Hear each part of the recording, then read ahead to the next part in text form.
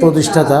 আমার নাম advocate ABM Omar Faruk. মানুষ মানুষের জন্য, জীবন জীবনের জন্য এই প্রতিপাদ্যকে সামনে রেখে সাংগঠনিক উদ্যোগে ইফতার সামগ্রী বিতরণ করা হয়। কর্মসূচিতে উপস্থিত থেকে বিতরণ কার্যক্রম পরিচালনা করেন সংগঠনের প্রতিষ্ঠাতা ও প্রয়াত ডক্টর আহসান উল্লাহর বড় ছেলে advocate ABM Omar Faruk.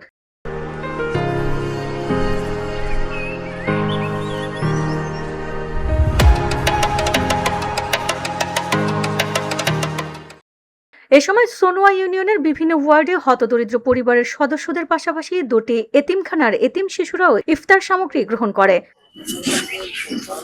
Advocate ABM Omar Faruk বলেন, তার বাবা ডক্টর আহসান উল্লাহকে স্মরণীয় করে রাখতে বড় ছেলে হিসেবে তিনি ডক্টর আহসান উল্লাহর স্মৃতি সংসদ প্রতিষ্ঠা করেছেন।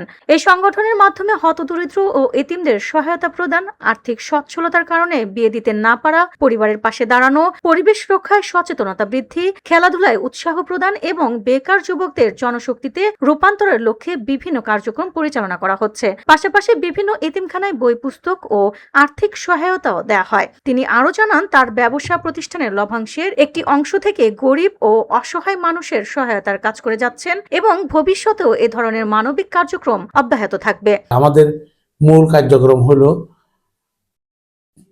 অসহায় মানুষের পাশে দাঁড়ানো, দরিদ্র ও এতিমদের সহায়তা প্রদান, শিক্ষার আলো ছড়িয়ে দেওয়া, পরিবেশ রক্ষায় সচেতনতা বৃদ্ধি, খেলাধুলার প্রতি উৎসাহ প্রদান ও বেকার যুব সমাজের জনশক্তিতে রূপান্তরিত করা। এটাই হলো আমাদের স্লোগান। সংগঠনের সাধারণ সম্পাদক জাহাঙ্গীর আলম জানান, প্রায় 3 বছর আগে ডক্টর আহসান উল্লাহ স্মৃতি সংসদ গঠন করা হয়। প্রতিষ্ঠা লগ্ন থেকে সংগঠনটি গরিব, অসহায় ও এতিম মানুষের পাশে দাঁড়িয়ে সহযোগিতা করে আসছে। পাশাপাশি এলাকার উন্নয়ন এবং বেকার যুবকদের কর্মসংস্থানের বিষয়েও কাজ করছেন সংগঠনটি। এ বিষয়ে এলাকাবাসী জানান, সংগঠনটির মানবিক কর্মকাণ্ডে তারা আনন্দিত ও সন্তুষ্ট। ভবিষ্যতেও এ ধরনের উদ্যোগ অব্যাহত থাকবে বলে তারা আশা প্রকাশ করেন। ভিওডি বাংলা নিউজ ডেস্ক পরিচালনা করবো। আপনারা একটু সরকার যাতে আমাদেরকে একটু সহযোগিতা করে।